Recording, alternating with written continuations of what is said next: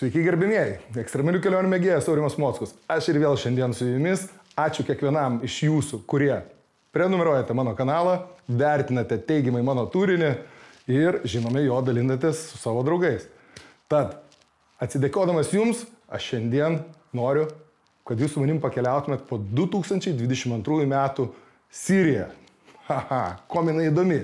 Ogi todėl, kad Bašaras al-Asadas dar buvo valdžioje. Tad keliaujame į šią šalį ir pasižiūrėkite, kaip po 11 metų karo šalis atrodė ir kuo ji yra tikrai taip įdomi keliautojams. Mes buvome pirmieji lietuviai ten nuvykę po 11 metų karo. Tad ačiū ir keliaukime.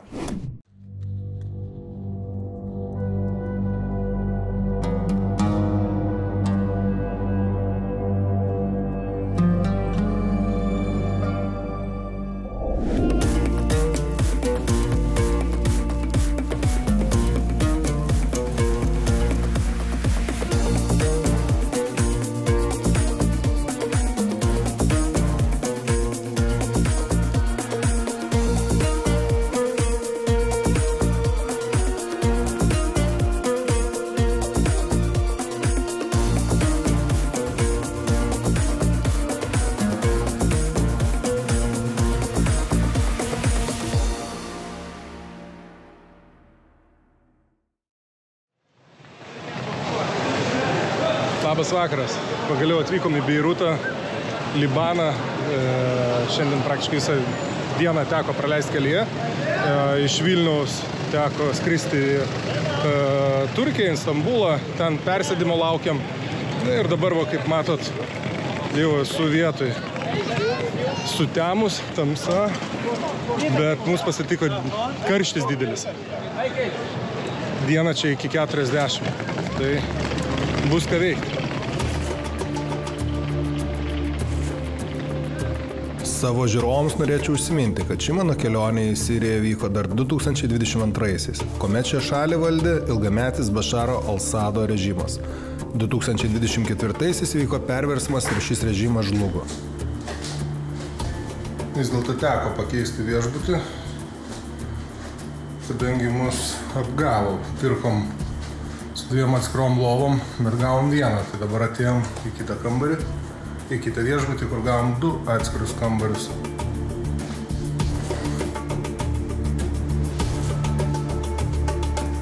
Šviesa, tai čia visi labai taupo.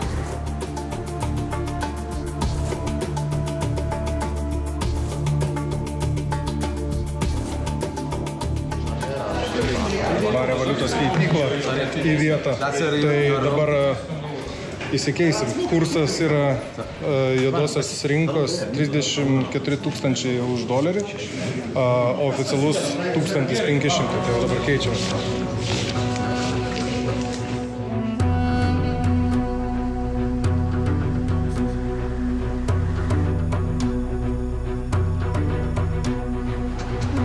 Kągi, pagaliau sulaukėm autobuso. Šiek tiek vėlavo, 1,5 valandos nuo sutarto laiko, bet svarbiausia, kad atvyko. Tai dabar jau esame visi autobuse, laukiame išvykos link Sirijos pasienio. Manau, kad įdomumai būtent nuo šios akimirkos pas mus ir prasideda. Taigi, vykstame toliau. Šiandien pradedu nepaprastą savo kelionę. Nuo Beiruto, Libano širdies.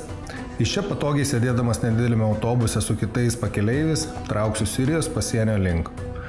Iš šurmuliuojančio Beiruto miesto leidžiuosi į kelią, kuris veda per vaizdingus kalnus, kertu istorinį Libano ir Sirijos pasienį ir keliauju į šalį, turinčią tūkstantmečius menančią istoriją. Sirijoje manęs laukia ne tik garsus senovės miestai, kaip Bosra ir Damaskas, bet ir vietos, kurios susipina praeities didybę ir šių dienų realybę. Pasiruoškite kartu su manimi atrasti šio regiono grožį, kultūrą ir išgirsti istorijos, kurios gyvos iki šiol. Tad pradedu savo kelionę. Pagaliau atvykom į Sirijos pasienį. Pirmas vaizdas, daug autobusų, daug tų vadinamų paprašaikų, kurie prašo pinigų, nesikuklindami, aišku, prašo $1, bet nereikia pulti čia tų pinigų dalinti, nes Paskiau duosi vienam, reikės visiems duoti. O dabar susipažinkit, va, kaip atrodo Sirijos Libano pasienis.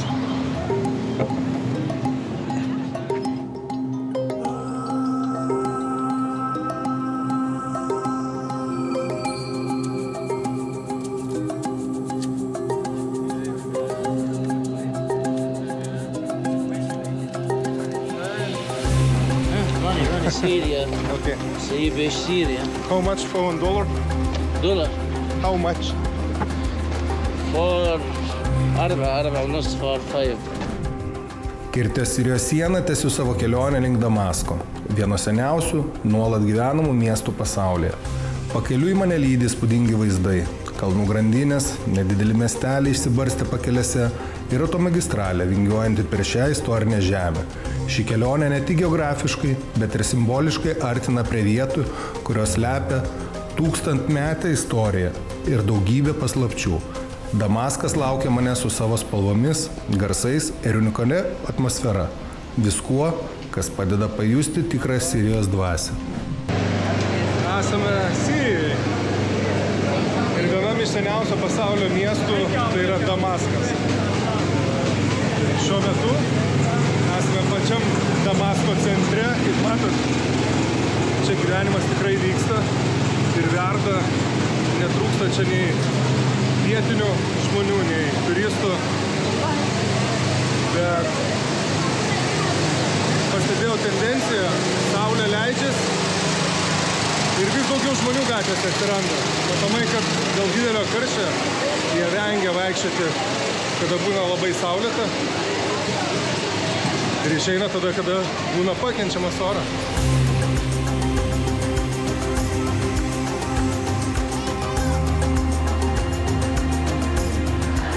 Turbūt vienas svarbiausių dalykų, ką reikia atvykus šalį kitą padaryti, tai įsigyti vietinį interneto kortelę.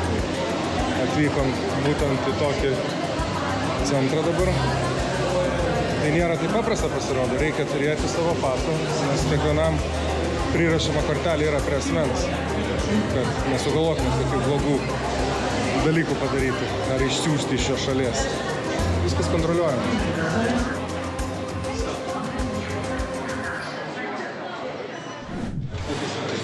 Taigi, būnant Damaske, reikia būtinai apsilankyti vienam iš hamamų, tai keliaujam šiandien pasispaminsim.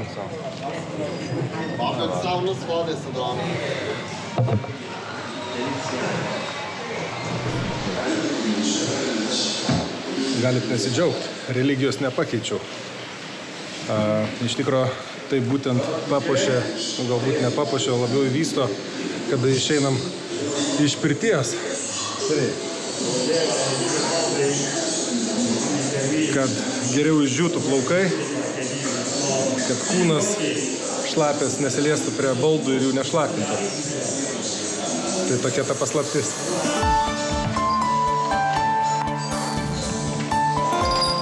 Cukrus privalai.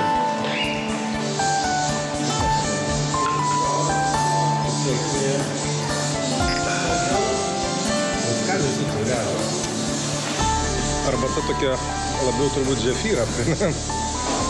Labai stipri ir saldi.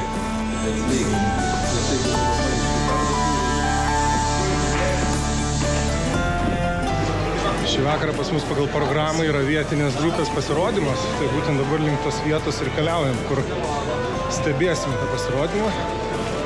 Manau, turėtų būti visai įdomu.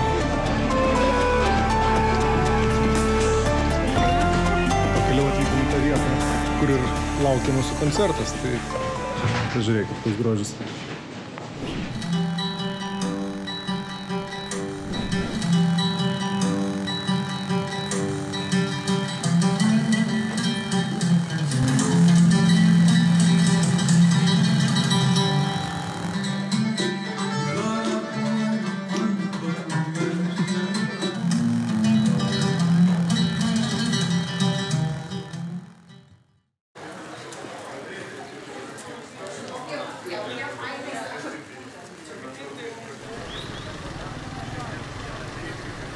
Kaip matot, net pats įvažiavimas į senamiestį yra saugomas ginkluotos apsaugos gal daugiau, sakykime, kariuomenės atstovų.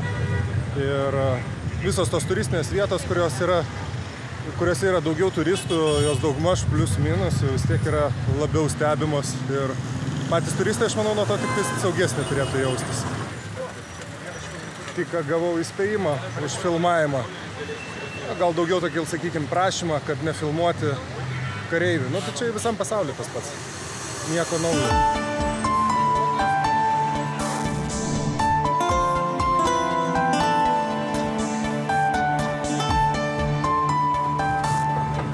Senoji miesto siena.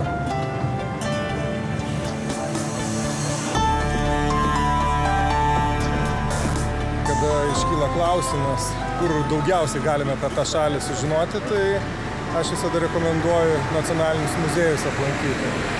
Tai būtent dabar tai ir padarysim.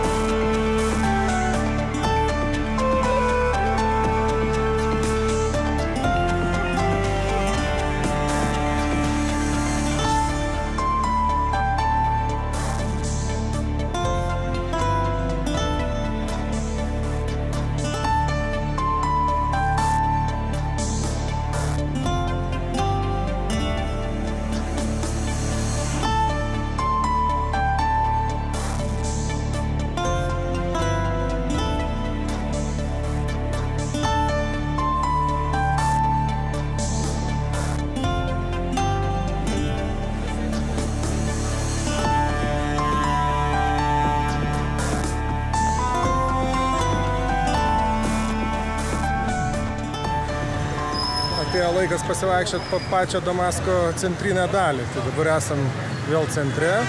Tai jau čia vadinamas pats centras. Labai daug prekeivių, labai daug ir turistų matom. Tai manau, kad turėtų būti įdomu visą tai pamatyti, kas čia bus dabar mums kelyje. Keliaujam aktyviai žmonės, kad ir miesto diena, bet atrodo, visi vaikšto, daug kas labai stebisi matydami čia turistus. Visko galima gauti. Aš manau, kad kaip bebūtų, mes esame svečiai ir mus žiūrės ganėtinai tolerantiškai, nors ta kamera jiems, ypač kas uniformuoti, nelabai patinka. Kažkaip gal susitaikys su to, tikiuosi.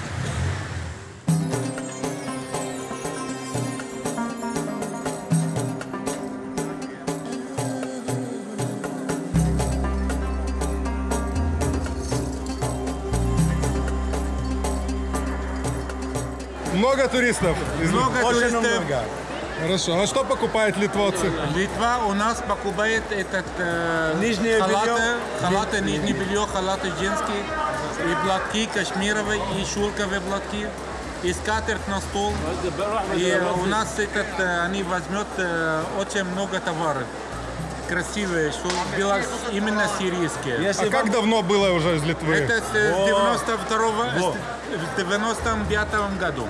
Хорошо, но уже давно с Литвы много кто не приезжает. Никто не приезжает, это в 98 году. Да. Так сколько лет уже литовцев не видели?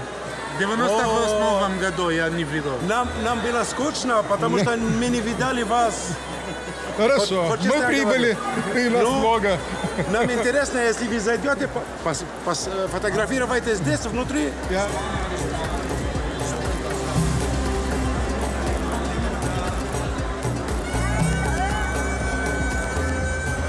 Pasak vietinių, čia yra patys geriausi ledai Damaske. Aš manau, kad būtinai reikia pabandyti.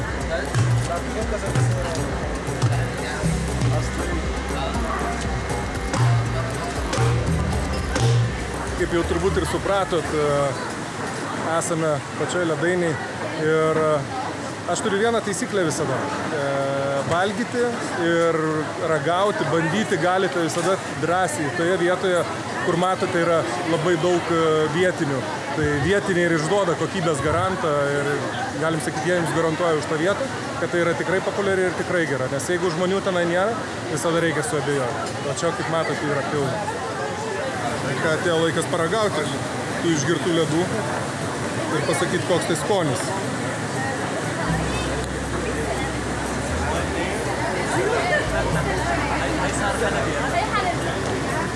Tikrai geri ledai ir yra didelis skirtumas nuo to, ką mes valgome. Pati konsistencija tokia įdomesnė, aišku, bet labai skanu.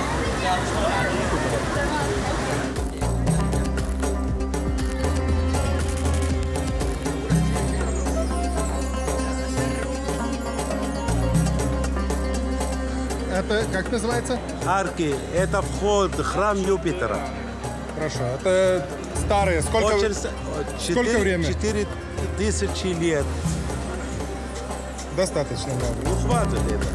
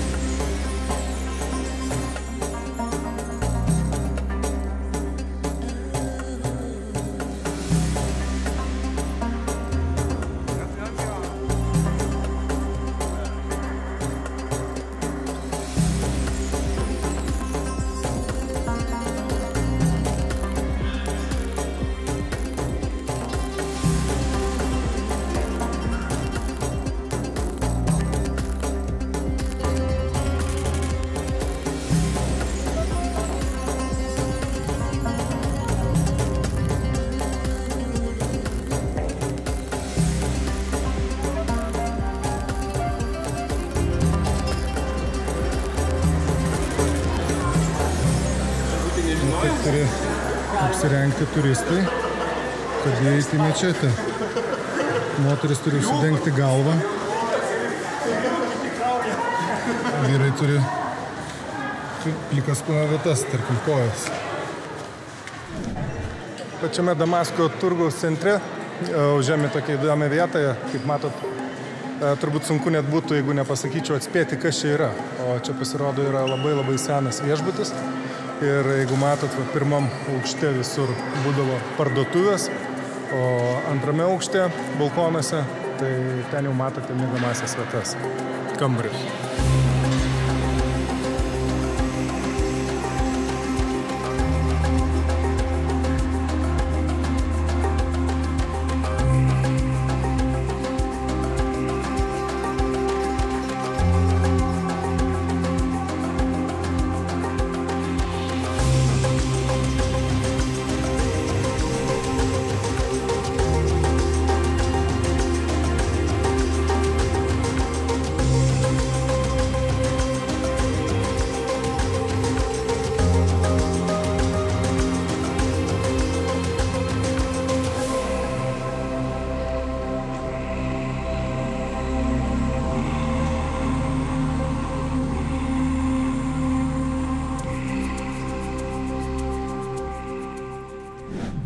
Labas rytas visiems, vis dar Damaske, bet šiandien jau ruošiamės išvykti. Mūsų tikslas aplankyti yra Homs ir Hamas miestus ir šiandien vakarė atsidurti sostinėje. Keliaudamas į Malaulą, unikalų miestą, kur iki šiol skamba aramėjų kalba, kurią, kaip manoma, kalbėjo Jėzus, pakeliui neišvengiamai pamatau karo palikimą. Pro šalį slenka miesteliai ir kaimai, kurios sukrėtė konfliktas, sugriauti namai, tuščios gatvės ir tylos gaubiamas peizažas. Šie vaizdai primena ne tik skausmingą praeitį, bet ir žmonių stiprybę siekiant atkurti savo gyvenimus. Malaula – tai vieta, kur dvasinis paveldas ir neįkainoma istorija susilieja su dabarties iššūkiais. Keliauju čia su jauduliu ir pagarba šiai ypatingai žemei. Pirmas sustojimas mūsų kelyje buvo Malula miestelėje, gal net labiau galima būtų pavadinti kaimo.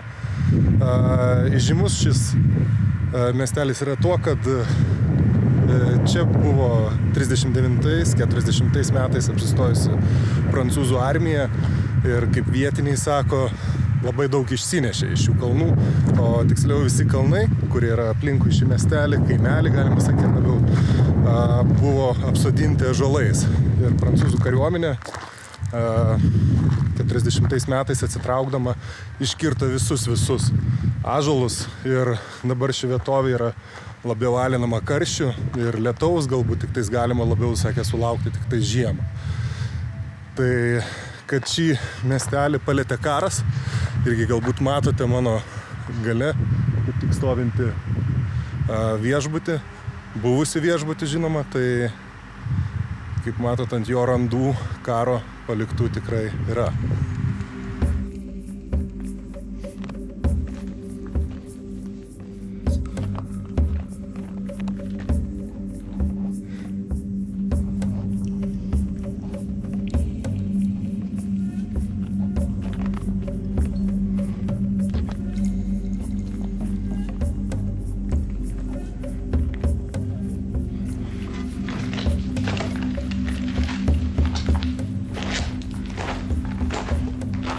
Kad ir tai vyko labai senai, bet reikia vis tiek būti labai atsargiam, nes tikrai niekas čia ypatingai neieškojo tų sprogmenų dalių išlikusių. Tai svarbiausia, kad jūs netaptumėte tuo, kuris būtent atrado juos. Bet vaizdas, aišku, kraupus.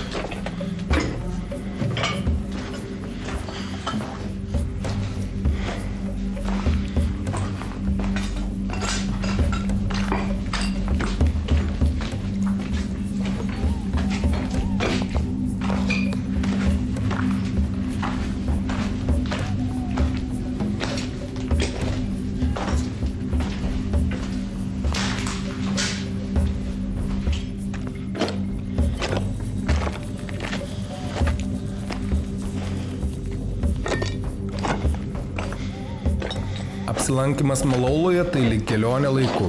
Miestas garsėjantis aramėjų kalba ir istorinėmis šventomis vis dar nešioja skaudžius karo randus. Eidamas tarp griuvėsių matau, kaip konfliktas pakeitė šią vietą, tačiau nepajėgė sunaikinti jos dvasios. Jausdamas nenumaldomą vidinį pyktį ir panieką prasilenkiu su rusų Wagner karių patruliais, jie man lyg priminimas apie šio regiono sudėtingą realybę. Toliau kylu kalnuotais ir vingiuotais keliais, kurie veda į vieną svarbiausių šios vietovės šventovių – Marsarkis vienuolyną, dar žinoma kaip Švento Sergijaus ir Bacho vienuolynas. Įspūdingai ant kalno krašto įsikūręs vienuolynas byloja apie gilias krikščioniškas tradicijas ir neįtikėtiną žmonių tikėjimą, kuris pergyveno šimtmečius. Ši vieta alsuoja istoriją ir ramybę net ir po tokių išbandymų. Tai dar viena ypatinga stotelė mano kelioniai. Dar vienas lankytinas objektas pakeliui į Homsą, tai kalno viršuje, kaip matote, esantis vienuolynas. Dabar sustojam, turime užlipti 400 laiptelį viršų ir žadėjo, kad mes ten su vienuoliais pavalgysim, tai matysim.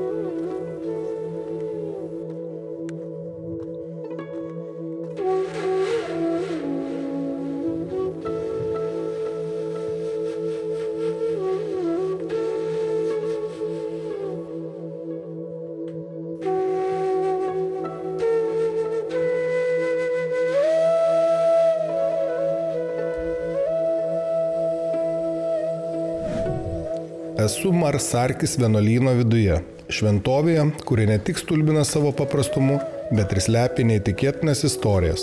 Šis vienuolynas pastatytas 4 amžiuje, yra skirtas 2 Romos kariams, šventiesiems Sergijui ir Bachui, kurie buvo nukankinti už tai, kad atsisakė išsižadėti savo krikščioniškojo tikėjimu. Tai viena seniausių krikščioniškųjų šventovių Sirijoje, o jos storos akmeninės sienos alsuoja praeities didybę. Eidamas vienuolyno koridoriais matau išsaugotas senovinės ikonos, kurios nepaisant regiono audringos istorijos stebuklingai išgyveno daugelis šimtmečių. Įdomu yra ir tai, kad čia vis dar naudojama ramėjų kalba ištarta malda Tėve mūsų. Ta pati kalba, kurią, kaip manoma, kalbėjo Jėzus. Viena iš įsimintiniausių istorijų tai, kaip vietiniai gyventojai per konfliktą rizikavo savo gyvybėmis, kad apsaugotų vienuolyną ir jo relikvijas. Ši vieta buvo užimta ir apgriauta, tačiau ji išliko svarbus tikėjimo simbolis. Iš vieno vienuolyno terasos atsiveria kvapą gniaužiantis kalnų ir Malaulo apylinkių vaizdai. Čia tarp šių sienų tarsi sustoja laikas ir pajuntu ryšį su tūkstantmetinė istorija, kurią tyliai saugo šios šventyklos akmenis. Marsarkis vienuolynas tai ne tik dvasinės ramybės vieta, bet ir žmonių ryžto tikėjimo bei tradicijų išsaugojimo simbolis. Paprasta, kur tokias durilės landžiat. Apsilankimas man dar kartą primena, koks turtingas yra šis kraštas ir kaip svarbu saugoti tokias vietas ateities kartoms.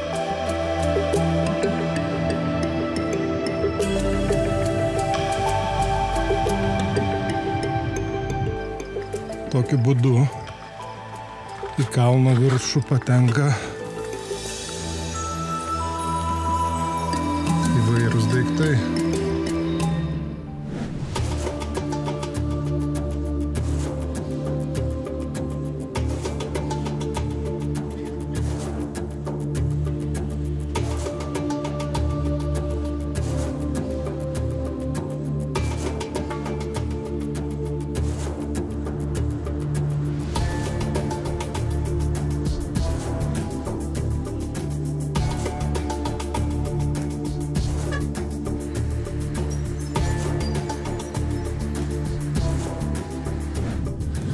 Esame pačiam Omsko miesto centre. Tai pats didžiausias Sirijos miestas pagal plotą, bet ne pagal gyventojų skaičių. Ir kaip matot, miesto centre čia vyko tikrai nirtingi mūšiai dėl miesto teritorijos. Daug pastatų sugriautų, matos ir artilerijos randų ir šaudymo žymės ant sienų. Turėjo geras pragaras čia užvirt kažkada.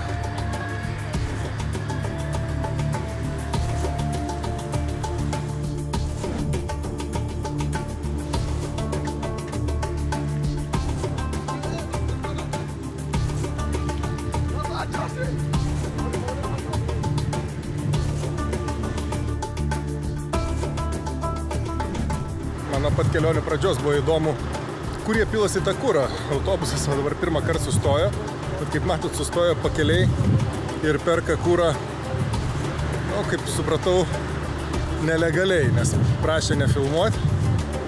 Tai iš kur tą kurą gavo, net neįsivaizduoju. Tiesiog man toks pasirodė tamsus, bet kvepia kaip dyzelis.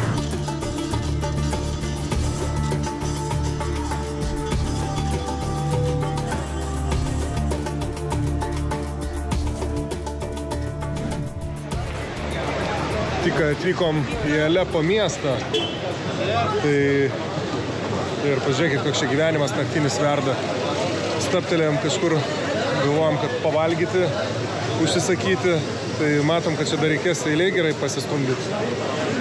Gyvenimas naktinis verda, labai gražus miestas, pirmas vaizdas toksai, atrodo, kad čia karo nėra buvę net. Tai rytoj išauš, pamatysim tikrą veidą miesto. Elektra normalu, dingsta ir vėl atsiranda.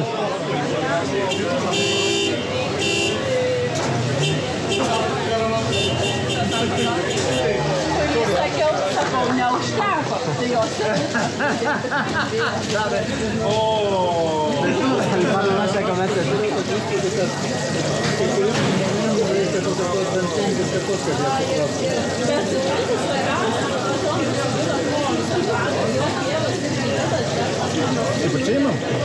بطلب الكاميرات يا ابو احمد.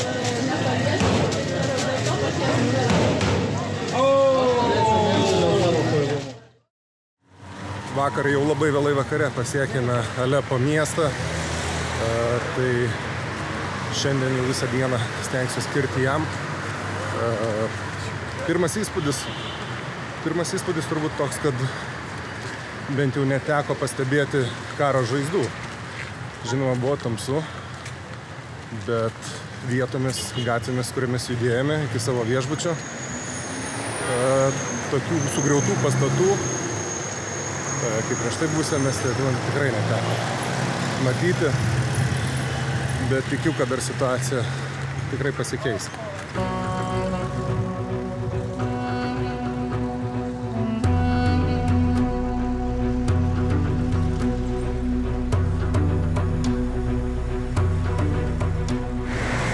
Ilgai neteko ieškoti vietų, kurioms ne taip gerai pasisekė, kaip vakar matytoms. Toliau keliauju į Alepą, vieną seniausių ir didžiausių Sirijos miestų, smarkiai paveikta karo. Alepas turtingas istorija ir kultūra, ilgą laiką buvo Sirijos ekonomikos ir prekybos centras. Tačiau nuo 2012 iki 2016 metų čia vyko vieni intensyviausių mūšių Sirijos pilietinio karo metu. Miestas tapo niokojančių susirėmimo arena. Šių kovų metu buvo sunaikinta didelė dalis Alepo istorinio centro, įskaitant garsųjį senąjį turgų Souk al-Madina ir daugybę kitų UNESCO saugomų objektų. Vaikščiodamas po miestą matau griuvėsius, kurie vis dar liudija šio konflikto mastą. Pastatai, kuriuos kažkada vyrė gyvenimas, dabar stovi sugriauti ir apleisti. Alepo citadelė, kuri buvo laikoma miesto pasididžiavimu, taip pat nukentėjo, tačiau jos didybė vis dar akivaizdi ir neginčiama. Ši citadelė viena seniausių ir didžiausių pasaulyje, mena tūkstantmečius istorijos, nuo Romos laikų iki kryžiaus žygių ir Otomanų imperijos. Didžiausi mūšiai Alepe vyko 2016 metais, kai vyriausybės pajėgos perėmė miesto kontrolę.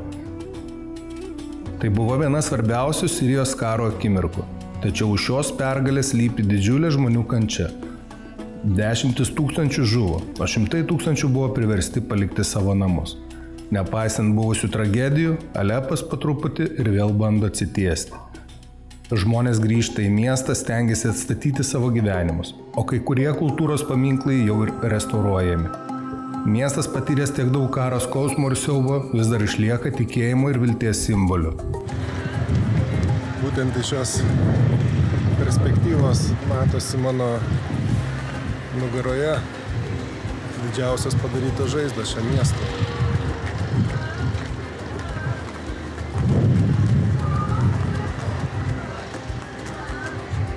Truputį pabandysiu papasakoti istoriją, kodėl esu šioje citadelėje, kuo jinai svarbi Alepo miestui.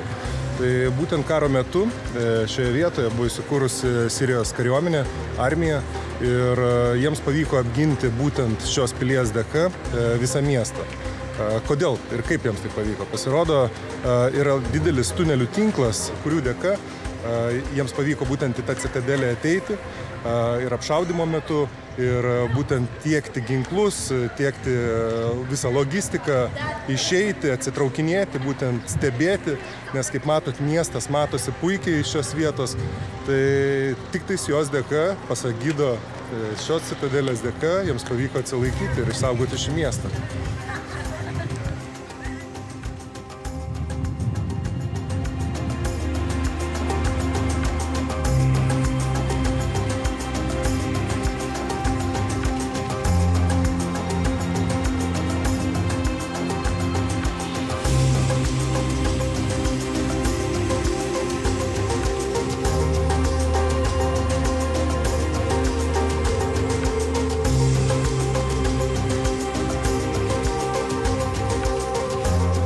Matomai normalu yra kiekvienoje pilyje arba citadeliai turėti savo paslaptis. Tai viena iš šių paslapčių turi ši patalpa. Kaip matote, šalia manęs guli sviediniai, skirti katapultai. Bet įdomiausia detalė yra va čia, kaip matot, virš galvos. Tai yra vadinamas įėjimas apgaulė. Tie, kas ateidavo į šią pilį, jeigu patekdavo būtent į šią patalpą, aš jūs dabar nuvesiu toliau. Jie tiesiog iš čia nebeišeidavo, kadangi pats pagrindinis įėjimas būdavo čia. Ir šios duris tiesiog būdavo užveriamos. Tai jau reikėdavo susitaikyti su to, kad čia ir pasiliksit. O dabar pabandykime sugrįžti į 12 amžių. Prieš 800 metų, būtent šioje vietoje, šioje iškilmingoje vietoje, lankėsi karaliai, tiksliau jie čia gyveno. Ir Sirijos karalius būtent priimdavo svečius čia. Tai atvykę svečiai turėdavo laukti šioje vietoje, kol karalius pasirodys. Ir tik tais, kai atėdavo pasitikti jos karalius, jie galėdavo eiti paskui jį į jo laukėjimai. O galbūt sulaukdavo asmeninio kvietimo užeiti. Tai dabar keliaukim, parodysiu būtent, kaip atrodo būtent šiuo koridoriu. Atėję svečiai patekdavo į pagrindinę erdvę. Štai čia. Jų laukdavo karalius šiame soste. Ir dar viena įdomi detalė. Šios angos ir praesančios grotos, tai ne šiaip sau, yra čia net keletą. Būtent pro jas galėdavo karalius pasižiūrėti, kokie svečiai ateina tenai. Štai.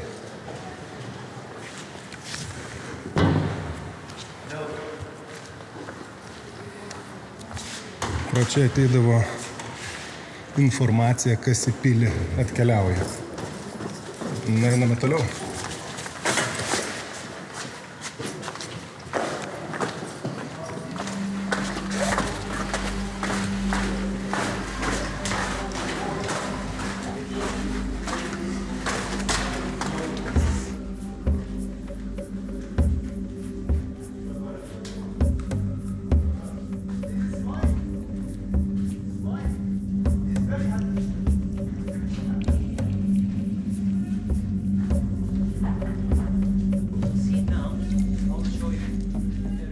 يهديني وعملت غيري لعبتك وتميل عليه.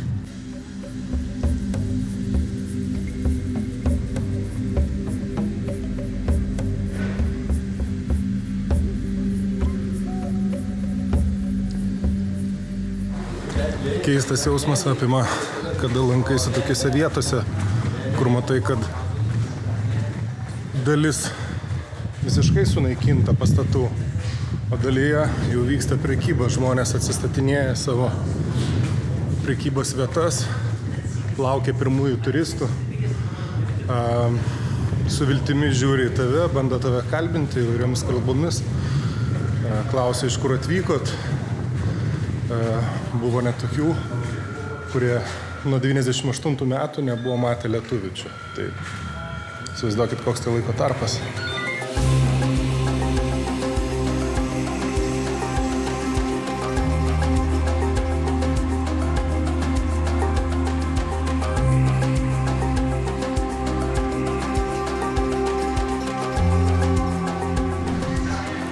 Vienas iš pavyzdžių atsistatymo. Tai rodos nieko neypatinga erdvė, į kurią įėjus, jūs matot, atsiduria puikus vaizdas ir šauni parduotuvė. Užeikime į ją. Visai netikėtai pasisekė užsukti į vietą, kur buvo vienas didžiausių viduriniųjų rytų įrengtas hamamas. Tai vadinamoji vietinė pirtis. Kaip matot, žmonių čia nėra, tik mes, turistai, bet užeikime, pasižiūrėkime, kas tenais laukia svečių anuomet.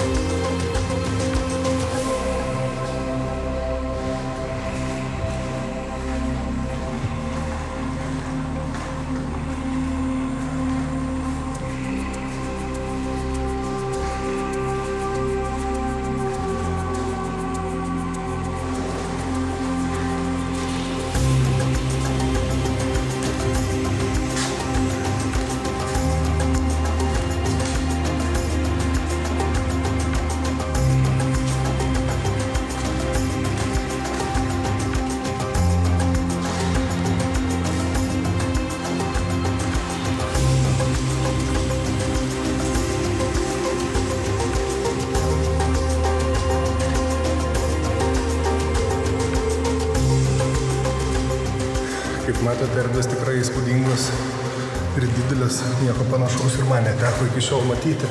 Kaip sako, visada būna pirmi kartai.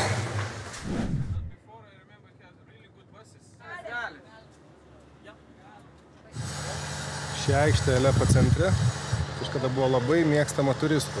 Čia virte vyra gyvenimas, o kaip mato dabar aplink ištisi griuvėsiai. Tai įdomu labai yra faktas, kad dabar, sakykime, kas atstatinės. Pati vyriausybė atsisakė daryti, nes neturi pinigų turbūt tokiam dalykam, o kažkam reikės vis tiek prikelti tas griuvėsius. Tai pasirodo, turtingi žmonės, kuriems patinka Alepas, išsirenka bet kurį iš šių pastatų sugriautų ir gali pasakyti, va čia aš atstatysiu būtent šią vietą ir investuosiu savo pinigus ir jūs tai galite padaryti ir patikėkit ir tada tampa jūsų. Nu, labai įdomu. Iškyla žinoma klausimas, o kur tie tikrieji savininkai, nejaugi visi žuvę, ar jų nebėra, arba nieks daugiau pretenzijų nepareikš. Nu, bet pasirodo, vat, tokia yra tiesa. Įdomus faktas. Net keista.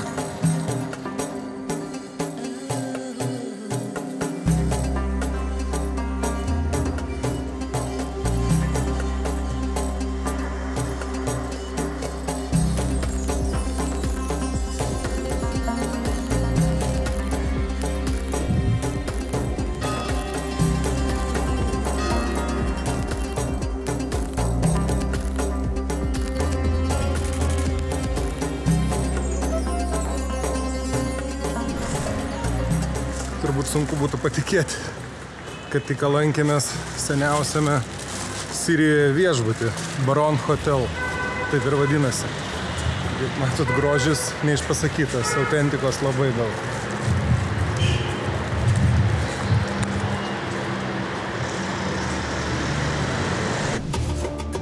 Kelionėje po Alepą negaliu nepaminėti garsiojo Hotel Baron, legendinio viešbučio, kuris yra tikras istorijos lobynas.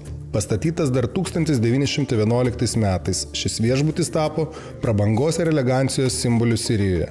Per savo gyvavimo laikotarpį jis priėmė daugybę asmenybių, politikų ir menininkų, tarp jų ir legendinė rašytoja Agata Kristi, kuri čia parašė dalį savo garsiojo romano Žmogžudystė Rytų eksprese. Taip pat čia apsistodavo Tomas Edvardas Lavrencas, dar žinomas kaip Arabijos Lavrencas, o 1946 metais pirmasis Sirijos prezidentas čia net sumokėjo savo viešbučio sąskaitą, kurią Hotel Baron iki šiol saugo kaip relikviją.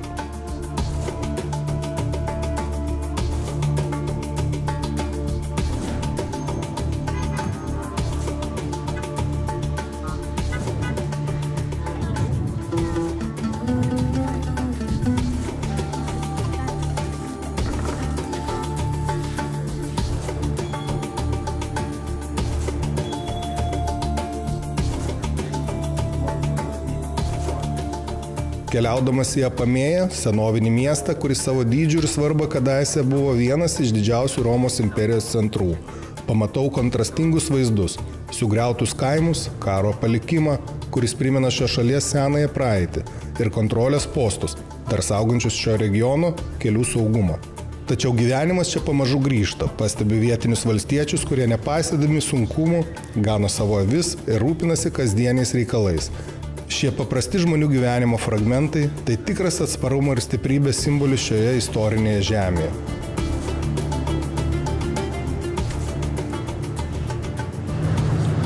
Štai taip mus lydi per miestelį vietinis apsaugos atstovas. Prieš tai mums kažką rankom pamojavo, susistabdė vidury kelio. Dabar veda mus iš miesto.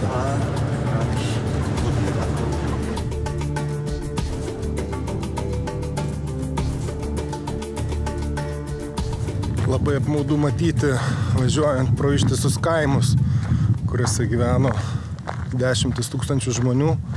Ir kai tu matai, kad ten absoliučiai nei vieno sveiko namo nėra likę. Žmonės kažkur dingę, viską metė, pabėgė. Bet tu taip viltingai bandai ieškoti nors vieno išlikusio sveiko pastato ir tau tai net nepavyksta. Toks jausmas, kad principingai jie buvo naikinami, šaudomi, turbūt pramogos tikslais net neįsivaizduoju. Lygiai tas pats, kaip dabar daroma kai kuriuose vietovėse Ukrainoje. Niekom nesiskiria metodai.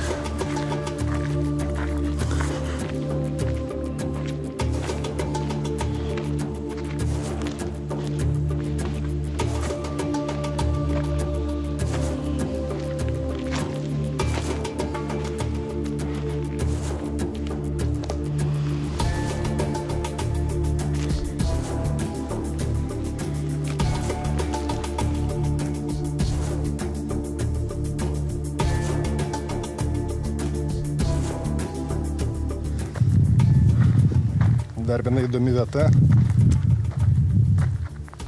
kuri skaičiuoja 2400 metų jau. Tai šioje vietoje kažkadais buvo apie 500 000 gyventojų. Architektūra, kaip matot, primena graikų laikus ir nei kiek jūs taip pagalvoja nesuklystumėt.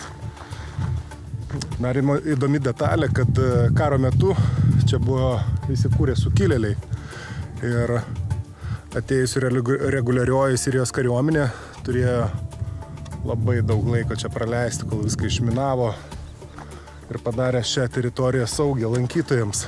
Bet kaip matot, tų lankytojų čia nei su žiburiu nerasi. Tokios pasiklydusios sielos kaip mes. Esu Apamėjoje, didingame antikos mieste, kuris kadaise buvo Romos imperijos klestėjimo simbolis. Vaikštų garsėja kolonada, kuri tęsiasi beveik 2 kilometrus, tai viena ilgiausių kada nors pastatytų tokio tipo kolonadų. Šios masyvios kolonos, nors ir daugelis jų išlikusios tik dalinai, vis dar stebina savo dydžiu ir eleganciją. Po mano kojomis akmeninės grindys, kuriomis kadaise vaikščiojo pirklių ir keleivių minios. Dabar šioje tyloje galiu įsivaizduoti, kaip gyvavo miestas kupinas šurmulio ir prekybos garsų. Turintiems aukščio baimę nerekomenduoju tokių dalykų. Niekada.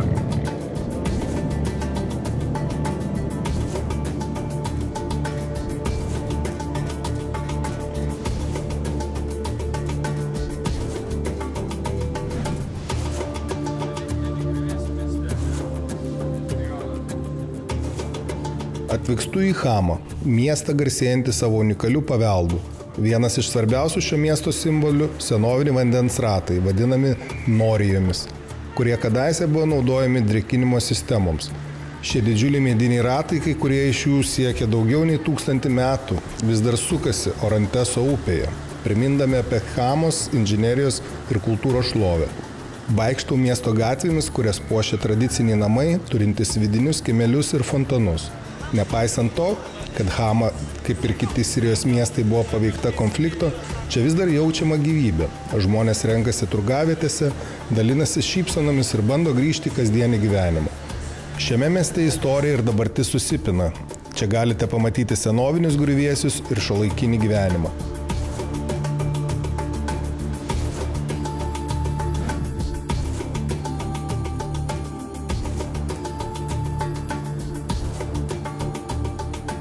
Keliaudamas toliau pasiekiu senovinę citadelę, įsikūrusią netoli Libijos sienos.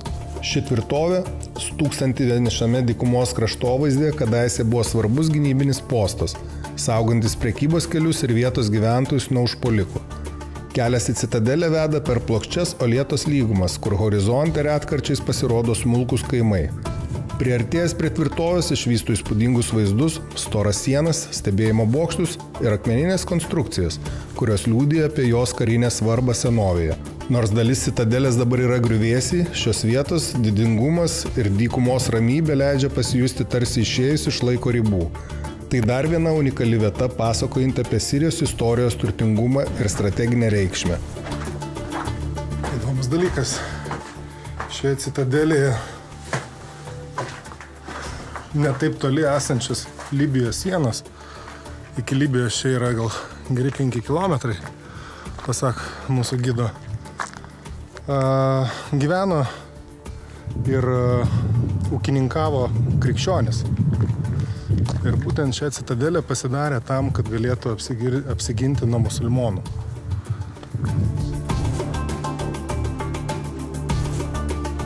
Stoviu citadelės viršūnėje, kur atsiveria nepaprastas vaizdas į aplinkę esančią dykumą.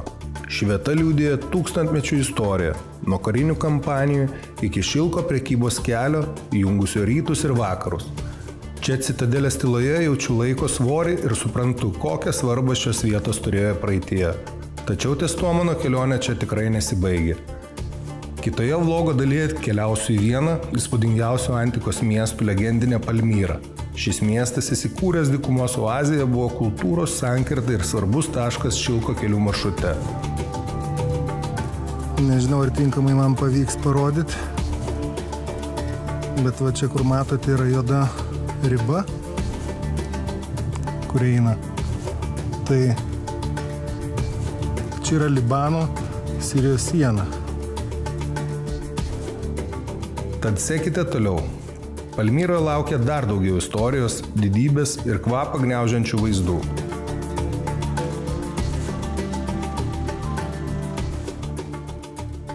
Kągi, matau, tu vis dar kartu su manim, o tai reiškia, kad tu pažiūrėjai šį video iki galo. Tad nepamiršk paspausti ir vertinti mano kanalą teigiamai. Ačiū, jeigu tai jau padarei, jeigu ne, man tai yra labai labai svarbu. Ačiū visiems tiem, kas aukojate, kas padedate šiam kanalui vystytis. Neturiu kitų platformų, visą tai darau tik tais YouTube platformoje. Žinoma, tie, kas mane sekate Facebook'e ir Instagram'e, galite gauti ir papildomo turinio nuotraukomis.